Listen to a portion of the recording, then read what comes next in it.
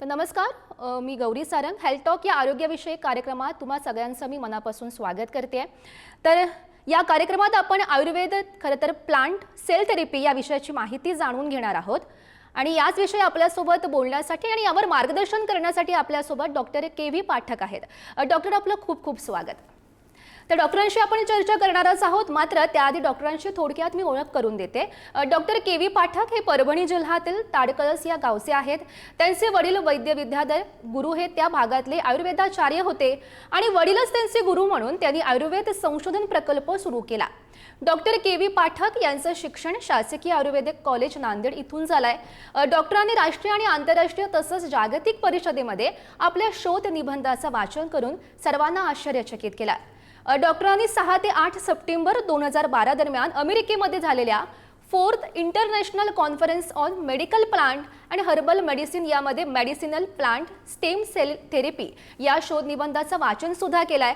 तसंच 1 डिसेंबर 2016 रोजी कोलकाता इथं झालेल्या 6व्या जागतिक आयुर्वेद परिषदेत प्लांट स्टेम सेल थेरपी या शोध निबंधाचं त्यांनी सादरीकरण करत आयुर्वेदातील संशोधनाचा पाया भक्कम सुद्धा केला. तर पंतप्रधान कार्यालयाच्या विनंतीनुसार आपल्या संशोधनाचं सादरीकरण मंत्रालयात आयुष मंत्रिमंडळासमोर सुद्धा त्यांनी केलंय आणि त्यानंतर त्यांनी या संशोधनाचा प्रकार सर्वसामान्यांसाठी वापरण्यास सुरुवातही केली आहे. खरं तर याविषयी अनेक प्रश्नांची उत्तरं आपण जाणून घेणार आहोत, मात्र त्याआधी आमच्या स्टुडिओचा नंबर तुम्ही लिहून घ्या आणि तुम्ही आमच्या या कार्यक्रमात सहभागी होऊ शकता. आमचा नंबर आहे 912244002230. यावर संपर्क करा आणि तुमच्या मनात जे काही प्रश्न असतील ते तुम्ही डॉक्टरांना विचारू शकता. दरम्यान आपण या चर्चेला सुरुवात करणार आहोत. डॉक्टर, माझा पहिला आणि खरं तर महत्त्वाचा असा प्रश्न, सूक्ष्म आयुर्वेद म्हणजे नेमकं काय? वेद आणि विज्ञान याचा मी समन्वय लावण्याचा प्रयत्न केला. वेदातून आलेला वेदाचा उपवेद हा आयुर्वेद आहे. अथर्व वेदाचा उपवेद हा आयुर्वेद आहे. आणि आयुर्वेदामध्ये शरीर, इंद्रिय, मन, आत्मा या सगळ्यांचा अभ्यास आयुर्वेदामध्ये सांगितलेला आहे. त्याचबरोबर प्रकृतीचा अभ्यास सांगितला आहे आणि प्रकृती विकृत झाली तर त्याला प्राकृत अवस्थेमध्ये आणण्यासाठी औषधी वनस्पतीचा सुद्धा अभ्यास ह्या आयुर्वेदामध्ये सांगितलेला आहे. तर या दोन्हीचा समन्वय लावून आपण एक प्रकारचा नवीन संशोधनाचा किंवा सर्चचा प्रकार आपण समोर आणला आहे. आयुर्वेदामध्ये जे काही औषधी वनस्पती वापरल्या जायच्या त्या बऱ्याच औषधी वनस्पती एकत्र करून त्या कुठल्या तरी डिसऑर्डरवर वैद्य एकत्र करून रोगावर वापरायचे आणि त्याचे रिझल्ट थोडे स्लो यायचे आणि ह्याचा रिझल्ट फास्ट यावा म्हणून मी एक नवीन आयुर्वेदामध्ये संशोधन करण्याचा प्रयत्न केला. आणि उपचारामध्ये मी अशा प्रकारे थोडं संशोधन केलं की आजच्या प्रकृतीला द्रव्यामधलं कुठलं ॲक्टिव्ह प्रिन्सिपल आपण वापरलं तर त्याचा डिसऑर्डर कव्हर करण्यासाठी चांगल्या प्रकारे उपयोग होईल म्हणून मी एक आयुर्वेदामध्ये सर्च केला की पहिल्या आधी ऋषीमुनींच्या काळामध्ये 5,000 वर्षापूर्वी हा प्रकृती वेगळी होती. जंगलात फिरणारे प्रकृती होती आणि त्या प्रकृतीचं पचन हे स्ट्रॉंग होतं. त्यामुळं ते त्या ठिकाणी वेगवेगळ्या द्रव्यांना एकत्र करून एखादी विकृती दूर करायची. पण मी म्हणलं की आजच्या प्रकृतीला काय पाहिजे? आजच्या प्रकृतीला फास्ट ॲप्लिकेशन अँड रिझल्ट पाहिजे. म्हणून मी आयुर्वेदामध्ये एक उपचाराचा प्रकार Ayurveda plant stem cell therapy या छोट्याशा थेरपीचा उगम या ठिकाणी आयुर्वेदामध्ये मी आणला आणि या Ayurveda plant stem cell therapy काय आहे, कशी आहे, याबाबत मी छोटासा एक शोध निबंध मी वर्ल्ड आयुर्वेद काँग्रेसमध्ये सादर केला आणि अमेरिकेमध्ये सुद्धा सादर केला. आणि त्याचा वापर हा वेगवेगळ्या डिसीजमध्ये, वेगवेगळ्या डिसऑर्डरमध्ये कशा प्रकारे केल्यानंतर आपल्याला कसे रिझल्ट येत आहेत, या बाबतीत मी थोडा अभ्यास केला, सर्च केला आणि त्याचा वापर करून पाहिला, तर मला खूप चांगल्या प्रकारे रिझल्ट ह्याचे आले. अशा प्रकारे या ठिकाणी सूक्ष्म आयुर्वेदातून मी कुठे आलो, आयुर्वेद प्लांट स्टेम सेल थेरपीकडे आलो. अशा प्रकारे मी एक नवीन सर्च आयुर्वेदामध्ये केलं. हो, नक्कीच डॉक्टर. खरं तर तुम्ही खूप महत्त्वाची माहिती देत आहेत. मला हेच जाणून घ्यायचं आहे, ही जी प्लांट स्टेम सेल थेरपी आहे ती तुम्ही नेमकी कशी विकसित केली? तुमच्या एकंदरीत प्रवासाबद्दल तुम्ही नेमकं काय सांगाल? अशाच प्रकारे मी सर्च करत करत मी औषधी वनस्पतीचा एक्स्ट्रॅक्ट, औषधी वनस्पतीचे ॲक्टिव्ह प्रिन्सिपल हे वेगवेगळ्या प्रकारे मी जमा करत गेलो, कलेक्ट करत गेलो. काही औषधी वनस्पतीचे केमिकल मी डिस्टिलेशन प्लांटमधून कलेक्ट करत गेलो आणि त्याचा वापर मी ओरली हा तोंडावाटे आपण डायजेस्टिव्ह सिस्टीममध्ये टाकलं तर तोंडावाटे तो पचन झाला, तर तो पचन झाल्यानंतर पचल्यानंतर त्याचा परिणाम काय होतो, ते कुठे जातो, त्याचा रसवीर्य विपाक कसा होतो, ह्याच्याबद्दल थोडा अभ्यास केला. प्रथमतः आपण ह्या सप्तधातू निर्मितीचा मी सिद्धांत या ठिकाणी अडॉप्ट केला की कुठलंही द्रव्य किंवा कुठलंही औषधी वनस्पतीचा एक्स्ट्रॅक्ट किंवा औषधी वनस्पतीचा ॲक्टिव्ह प्रिन्सिपल हे आपण डायजेस्टिव्ह सिस्टीममध्ये टाकलं तर ते सप्तधातूमध्ये परिवर्तित होत आहे. पहिले त्याचा रस तयार होतो, दुसरं त्याचा रक्त तयार होते, तिसरं त्याचा रस रक्त मांस तयार होते, मेद तयार होतो, अस्थी तयार होत्यात, मज्जा तयार होते, शुक्र तयार होतो. अशा प्रकारे या ॲक्टिव्ह प्रिन्सिपल किंवा एक्स्ट्रॅक्ट औषधी वनस्पतीचा आपल्या डायजेस्टिव्ह सिस्टीम थ्रू हे बोन मॅरो किंवा रक्तात जात आहे. मज्जा म्हणजे मज्जेमध्ये म्हणजे बोन मॅरोमध्ये. आणि ह्या प्रकारची बोन मॅरो ही रक्तामार्फत आपल्या शरीरामध्ये प्रत्येक अवयवामध्ये जाऊन त्या ठिकाणी त्या अवयवाच्या मूळ पेशीला ह्या बोन मॅरो थ्रू गेल्यानंतर ती मूळ पेशी ही दुसऱ्या पेशीला जन्म देते. अशा प्रकारे मी ही आयुर्वेदातून mother cell development through medicinal plant अशी एक छोटंसं एक मेडिसिनल प्लांटपासून सूक्ष्म आयुर्वेदापासून आम्ही plant stem cell therapy develop केली आणि त्याचा उपयोग मी वेगवेगळ्या डिसऑर्डरवर करून पाहिला, तर मला खूप चांगल्या प्रकारे रिझल्ट ह्याचे येऊ लागले. हो, नक्कीच डॉक्टर. खरं तर तुम्ही आता प्लांट स्टेम सेल थेरपीबद्दल खूप चांगली माहिती सांगितली. तुम्ही ती नेमकी कशी विकसित केली त्याबद्दल तुम्ही सुद्धा समजावून सांगितलं. यामध्ये एक महत्त्वाचा मॉडर्न स्टेम सेल थेरपी सुद्धा समोर येते, तर मला दोघांमधला नेमका फरक जाणून घ्यायचा आहे. मॉडर्न स्टेम सेल थेरपीमध्ये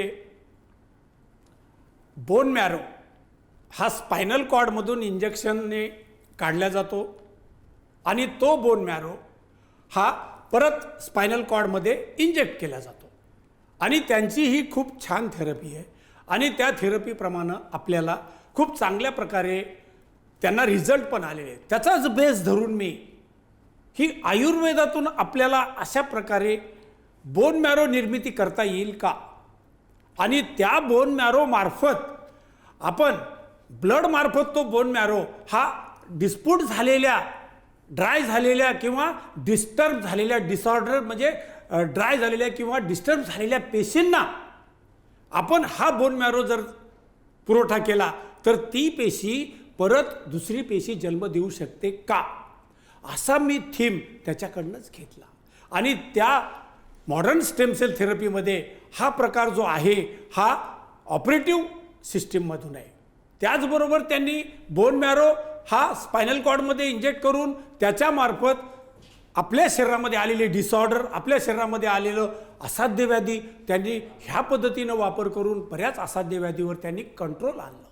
मी म्हणलं त्याच्या पद्धतीनं कंट्रोल येत आहे तर मग हा बोन मॅरो आपण नॅचरली जर वापरला तर त्या ऑर्गनमधल्या पेशी खराब झालेल्या, त्यामुळे आलेली डिसऑर्डर, त्यामुळे आलेला असाध्य व्याधी आपण ह्या पद्धतीनं दुरुस्त करू शकतो का? तर मी अशा प्रकारे हा बोन मॅरो हा वापरला आणि बोन मॅरो वापरून मदर सेल डेव्हलपमेंट थेरपी त्यांचीच स्टेम सेल थेरपीचा बेस घेऊन मी डेव्हलप केली. अशा दोन्हीमध्ये त्यांनी इंजेक्टेबल बोन मॅरो वापरला, मी नॅचरली बोन मॅरो वापरला. दोघांचंही कार्य सेम आहे. त्यांनी सेल डेव्हलप होतात, आपल्याला मदर सेल डेव्हलप होतात. अशा प्रकारे दोन्हीमध्ये साम्य हे आहे आणि दोन्हीमध्ये फरक हा आहे की तो इंजेक्टेबल आहे, आपला ओरली इंजेक्टेबल आहे. असं मॉडर्न स्टेम सेल थेरपीचा बेस आहे. हो डॉक्टर, खरं तर तुमचा हा प्रकल्प जेव्हा सुरू होता, तुम्ही याचं जेव्हा काम करत होतात, जेव्हा स्टडी करत होतात, तेव्हा तुम्ही नाडीग्राफवर सुद्धा संशोधन केलेलं आहे. त्याबद्दल नेमकं काय सांगाल? याचबरोबर उपचार आणि निदान आयुर्वेदामध्ये हे श्रेष्ठ 2 गुण आहेत. म्हणून आयुर्वेद जगात श्रेष्ठ आहे.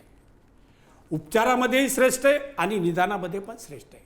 त्या काळामध्ये ऋषीमुनींच्या काळामध्ये ही एक पद्धत त्यांनी टेक्नॉलॉजी वापरली की आपल्या 3 बोटाच्या साहाय्याने उजव्या हाताच्या डाव्या हाताच्या मनगटावरील रक्तवाहिनीमध्ये आपल्या बॉडीचं रक्त सर्क्युलेशन कशा प्रकारे होत आहे, हे नॉर्मल होत आहे का ॲबनॉर्मल होत आहे, याचं डायग्नोसिस 5000 वर्षापूर्वी आयुर्वेदामध्ये फिंगर टेक्नॉलॉजी आली आणि ह्या टेक्नॉलॉजीनं ते आपल्या शरीरामधलं ब्रेन हार्टमार्फत ब्लड सर्क्युलेशन प्रॉपर करते का इम्प्रॉपर करते याचं डायग्नोसिस त्या काळामध्ये केलं जातं. त्याचबरोबर परत राजे महाराजे यांच्या काळामध्ये दोऱ्याच्या साहाय्याने राणीची प्रकृती नाडी परीक्षण केलं जायचं. कारण राणीच्या हाताला स्पर्श करण्याची अनुमती त्यावेळेस वैद्यांना सुद्धा नव्हती आणि मग त्या काळामध्ये थ्रेड दोऱ्याची टेक्नॉलॉजी आली आणि दोरा हाताला बांधायचा आणि त्याच्या व्हायब्रेशनवर ही राणीची प्रकृती प्राकृत आहे का विकृत आहे आणि विकृत आहे तर कुठल्या ऑर्गनमधली विकृती आहे ही त्या काळातले वैद्य त्या दोऱ्याच्या हालचालीवरून डायग्नोसिस करायचे. काय डायग्नोसिसचा प्रकार होता.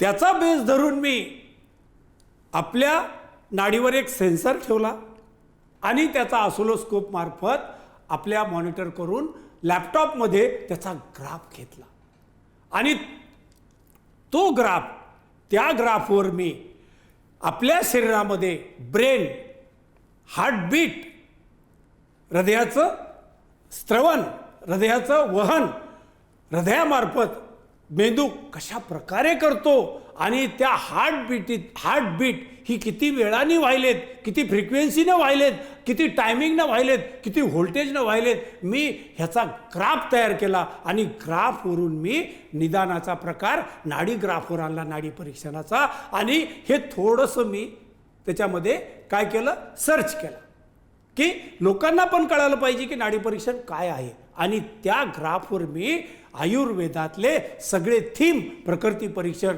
उत्तम प्रकृती आहे का मध्यम प्रकृती आहे का कुठली प्रकृती आहे उच्च प्रकृती आहे वातज प्रकृती आहे का कफज प्रकृती आहे याचा सुद्धा मी त्याच्यावर निदानाचा प्रकार आणला आणि त्याच्यावर डिसऑर्डर ब्रेन ऑर्डरमध्ये आहे काम करतो का डिसऑर्डरमध्ये काम करतो सर्क्युलेशन ऑर्डरमध्ये आहे का डिसऑर्डरमध्ये आहे हार्ट आपलं व्यवस्थित चालतंय का नाही चालतंय याचा सुद्धा डायग्नोसिस मी त्याच्यावर करून पाहिला आणि बरेचसे गुण ह्या नाडी परीक्षणाच्या बरोबर उतरले. म्हणून मी ह्या संशोधनामध्ये उतरलो, सर्च केला आणि नाडी परीक्षण मी नाडी ग्राफवर आणलं आणि त्याचं निदान करून मी बऱ्याच डिसऑर्डरमध्ये ह्या Ayurveda plant stem cell therapy वापरून बऱ्याच असाध्य व्याधीवर मी बऱ्याच पेशंटला चांगलं जीवन दिलं. हो नक्कीच डॉक्टर, खरं तर तुम्ही हे संशोधन कसं केलं, तुमचा प्रकल्प कसा होता याबद्दल तुम्ही खूप छान माहिती सांगताय. प्लांट स्टेम सेल थेरपी म्हणजे सुद्धा काय याबद्दल सुद्धा तुम्ही छान मार्गदर्शन केलेलं आहे.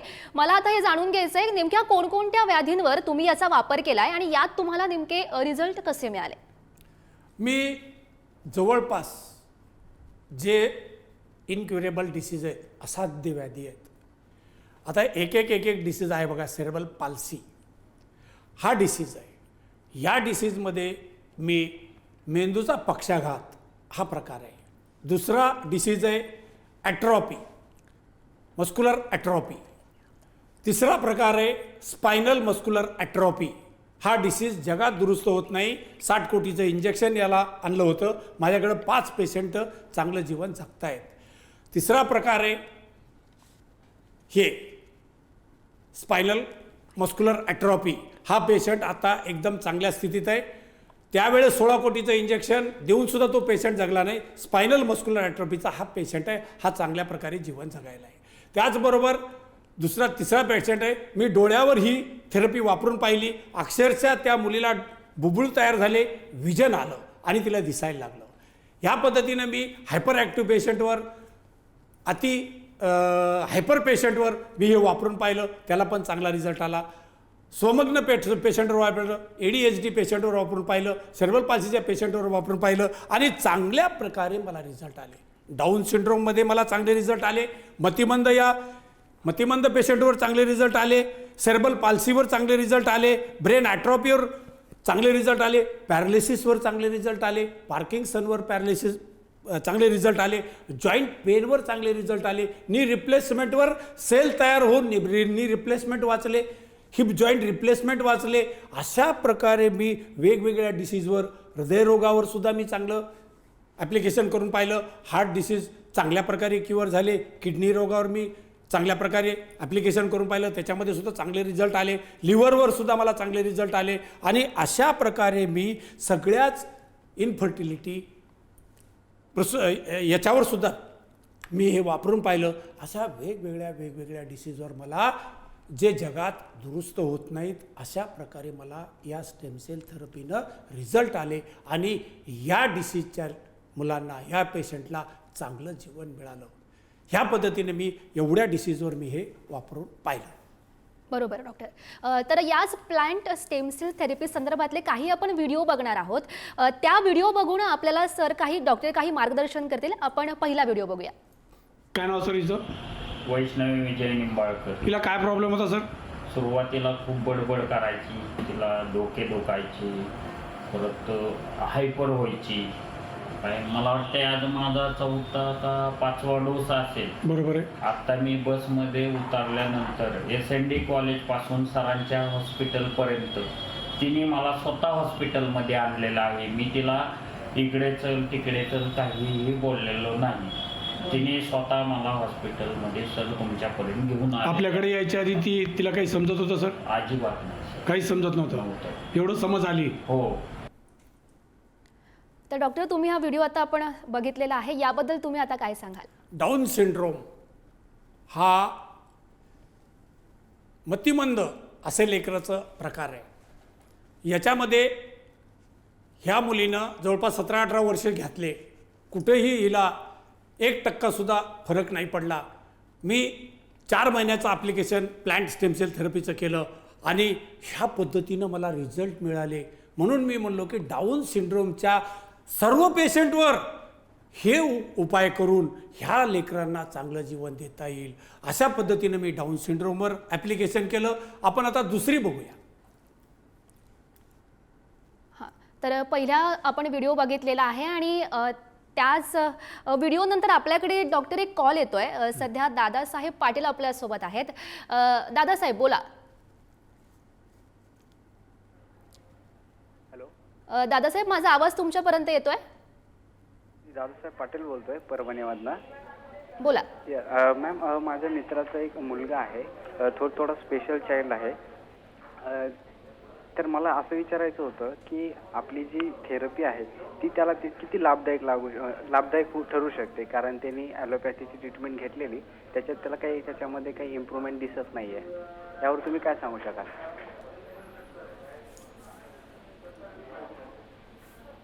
डॉक्टर दादासाहेब, खूप चांगला प्रश्न तुम्ही विचारला आणि मी प्रॉपर परभणीचाच आहे आणि परभणीमध्ये मी काम करतो आहे.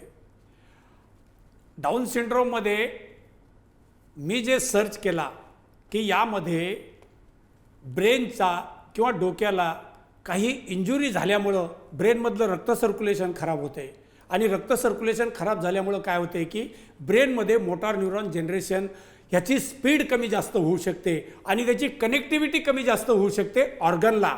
आणि ऑर्गन आणि ब्रेन याचं कम्युनिकेशन स्लो झालं की या ठिकाणी काय होते, असं डाऊन सिंड्रोमचं हे लक्षण तयार होते. अशा लक्षणाला डाऊन सिंड्रोम म्हणलेलं आहे. मी ह्या पद्धतीनं या पेशंटचा MRI काढला, त्याचं ब्लड सर्क्युलेशन पाहिलं ब्रेनचं, आणि या ब्रेन सर्क्युलेशनमध्ये त्यांचं ड्रेनेज लाईन सायनस हे ड्राय झालेलं होतं, आणि त्या सायनसला मी ॲक्टिवेट केलं, खराब रक्त बाहेर काढलं, चांगलं रक्त मध्ये घेतलं, आणि चांगलं रक्त आणि खराब रक्ताचं सर्क्युलेशन बरोबर झाल्यामुळं ब्रेनमध्ये मोटार न्यूरॉन जनरेशन वाढलं, सेल वाढल्या, आणि त्याचं समज वाढली, बुद्धी वाढली, आणि तो हळूहळू पेशंट बाहेर निघू लागला. हे आपण समोरच उदाहरण पाहिलेलं आहे. तुम्ही एकदा दाखवायला आणा, आपण त्याला मदत करून बघूया. हो. तर दादासाहेब, आपण खरं तर बघू शकतोय, चांगली माहिती तुम्हाला डॉक्टरांनी दिलेली आहे. तुम्हाला अधिक त्यांच्याकडून माहिती जाणून घ्यायची असेल, तुम्ही त्यांच्याशी संपर्क या संदर्भात साधू शकता. शेवटी धन्यवाद. तर या संदर्भातला अजून एक व्हिडिओ आपण बघणार आहोत, ज्याचं मार्गदर्शन सुद्धा आपल्याला डॉक्टर करतील. दुसरा व्हिडिओ बघूया. ब्रेनचे MRI काढले होते, तर ब्रेन सर्क्युलेशन त्याचं खराब झालं होतं. एका बाजूनी ड्राय झालं, बरोबर आहे, आणि स्पाइन अलाइनमेंट सुद्धा बरोबर नव्हती त्याची. इथून आपण त्याला स्टार्ट केलं हे स्टेम सेल थेरपीचा डोस, बरोबर आहे. आज किती महिने झाले? आज जवळजवळ 10 महिने होऊन गेले. 10 महिने झाले. 10 महिन्यामध्ये त्याच्या ह्या स्टेम सेलच्या डोसनं कशी प्रगती होत गेली मॅडम? खूप जास्त प्रगती झाली. अजून वर्ष पण नाही झालं, पण तेवढ्या ह्याच्यात आम्ही म्हणू शकतो त्याला मोर दॅन 80% त्याला फरक आहे. त्याचं कॉन्फिडन्स लेवल खूप वाढलं आहे. चालणं, उठणं, बसणं, त्याच्यात आता तो पडत नाही. आधी सारखा पडायचा, त्याला आमची गरज लागत होती उठायला बसायला. आता असं नाही. आता त्याचं तो उठतो, बसतो, जिने चढतोय. आधी त्याला जिने पण चढता येत नव्हतं. तर डॉक्टर, आपण सध्या हा दुसरा व्हिडिओ बघतोय, या व्हिडिओबद्दल तुमचं काय म्हणणं आहे? हा ऑटिझमचा पेशंट आहे, आणि ADHD असं म्हणते त्याला, हायपर ॲक्टिव्ह. आत्ताच सांगितलं की हा असा का झाला. काहीतरी कारणामुळं, पडल्यामुळं, मार लागल्यामुळं, किंवा ओढाताणीमुळं, किंवा बाळातपणाच्या ओढाताणीमुळं ह्या डोक्याला काहीतरी प्रेस बसतो किंवा इंजुरी होते, आणि ती इंजुरी ब्रेनमधल्या रक्त सर्क्युलेशनला प्रॉब्लेम करते. आणि ब्रेनमध्ये काय होते की डिस्चार्ज आणि वेस्ट ब्लड हे साचू लागलं की ब्रेनमध्ये वेगळ्या वेदना तयार होत्यात, आणि लेकरं हायपर होते. त्या वेदना त्यांना सहन होत नाहीत. हे कोणीच बघणं झालंय. मी पाहिलं की हे लेकरं एवढे हायपर का होते, उड्या का मारते, त्यांना समजत का नाही. तर मी अशा प्रकारे या पेशंटचं पहिले ब्रेनचा MRI काढला, ब्रेनमध्ये सर्क्युलेशन पाहिलं. ब्रेनमधलं सर्क्युलेशन यांचं हे डिस्चार्ज, ब्रेनमधला वेस्टचा डिस्चार्ज हा दोन्ही बाजूनी सारखा व्हायला पाहिजे, तर हा होत नव्हता. तर एका बाजूचं सायनस त्याचं ड्राय झालं होतं, त्याचा डिस्प्ले वीक झालेला होता, आणि त्यामुळं खराब रक्त ब्रेनमध्ये साचल्यामुळं ह्या लेकरांचं हायपरपणा होऊ लागला, त्यांना समज कमी होऊ लागली, ऑक्सिजन कमी पडू लागला, brain motor neuron generation weak होऊ लागलं, आणि काही सेल ह्या इंजुरीमुळं डेड झालेल्या होत्या, ॲट्रॉफीमध्ये गेलेल्या होत्या. अशा पद्धतीनं मी ॲप्लिकेशन करून पाहिलं. अक्षरशः त्याचा डिस्प्ले चालू झाला, घाण बाहेर निघायला लागली, हळूहळू तो शांत झाला, हायपरमधून शांत झाला. त्यानंतर चांगलं रक्त यायला लागलं, मदर सेल डेव्हलप झाल्या, मोटार न्यूरॉन सेल जनरेट झाल्या, आणि मोटार न्यूरॉन सेल जनरेट झाल्यानंतर त्या ठिकाणी आपल्या ब्रेनमध्ये 30 बिलियन्स मोटार न्यूरॉन आहेत. तर ते सर्क्युलेशन चांगलं असेल तर एवढे कम्युनिकेशन ऑर्गन्सही करतायत. आणि डॉक्टर, खरं तर आपण हे 2 व्हिडिओ आपण बघितलेले होते, ज्याद्वारे तुम्ही खूप छान माहिती आमच्या प्रेक्षकांना दिलेली आहे, ज्याचा नक्कीच फायदा आमच्या प्रेक्षकांना होईल. तुम्हाला सुद्धा याबद्दल अधिकची माहिती जाणून घ्यायची असेल तर तुम्ही डॉक्टरांशी संपर्क सुद्धा साधू शकता. तर डॉक्टर, तुम्ही इथे आलात आणि आमच्या प्रेक्षकांना खूप छान मार्गदर्शन केलं, त्यासाठी तुमचे मनापासून आभार. आणि हेल्थ टॉक या विशेष कार्यक्रमात वेळ झाली आहे इथेच थांबायची. पाहत रहा पुढारी न्यूज.